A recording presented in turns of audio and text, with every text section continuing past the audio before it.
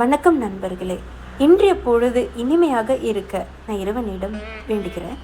போன வீடியோவில் ஒரு நண்பர் நிதிஷ்ன்றவர் தாமோதர் கோவில் பற்றியோ அகஸ்தியர் கோவில் பற்றியோ போடுங்கன்னு சொல்லிட்டு இருந்தார். நன்றி நண்பா. போன வீடியோவில் தாமோதர் கோவில் பற்றி நான் ஆல்ரெடி போட்டிருக்கேன். இப்போ அகஸ்தியர் கோவில் பற்றி நான் சொல்கிறேங்க. அகஸ்தியர் கோவில் எங்கே அமைஞ்சிருக்குதுன்னு பார்த்தீங்கன்னா, நம்ம சென்னையில் உள்ள வில்லிவாக்கத்தில் என்ற இடத்துல இந்த ஸ்தலம் அமைஞ்சிருக்குங்க. இது என்ன சொல்லப்படுதுன்னு, அகஸ்தியர் கோவில் எப்படி பெயர் வந்ததுன்னு பார்த்தீங்கன்னா, நம்ம முனிவர் அகஸ்தியர் இந்த இடத்துல சிவனை பிரதிஷ்டம் பண்ணி வழிபட்டதாக சொல்லப்படுகிறது. இந்த கோவில் யாரால் கட்டப்பட்டதுன்னு பார்த்தீங்கன்னா, குலத்தொங்க சோழா என்றவர் இந்த கோவில் 1000 வருஷத்துக்கும் பழமையான கோவில் சொல்கிறாங்க. இந்த வில்லிவாக்கம்ன்ற பெயர் எப்படி வந்துச்சுன்னு பார்த்தீங்கன்னா, அகஸ்திய முனிவர் இந்த ஸ்தலத்துக்கு பிரதிஷ்டை பண்ணும்போது வில்வ மரம் வச்சதாக சொல்லப்படுது. அதால் இந்த வில்வ இலைகள் நிறைய மரங்கள் ஜாஸ்தி ஆகிட்டதுனால வர காலங்கள் வில்லிவாக்கம் என்ற பெயர் வந்தது. இந்த இடம் மன நிம்மதியோட நல்ல ஒரு சுற்றுச்சூழலோடு இருக்குங்க.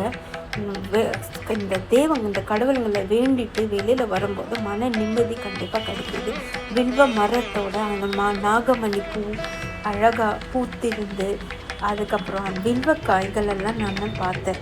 ரொம்ப நிம்மதியான ஒரு பீஸ்ஃபுல்லான இடங்க இது.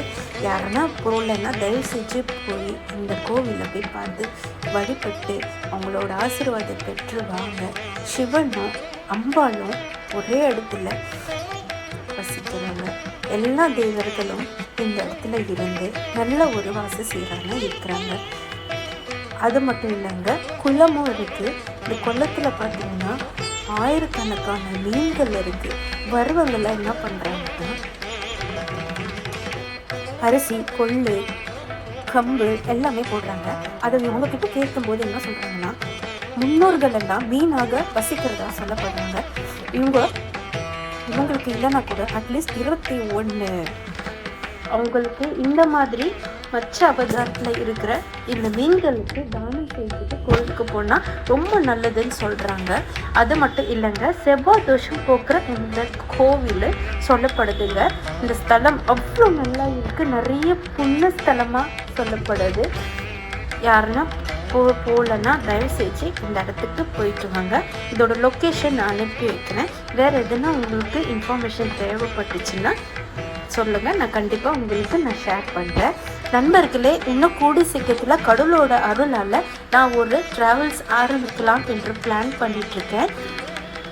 உங்களோட சப்போர்ட்டாலேயோ கடவுளோட அருளாலேயோ நான் சீக்கிரத்தில் ஆரம்பிச்சிட்டேன்னா நான் உங்களுக்கு சீக்கிரமாக அப்டேட் பண்ணுறேன்.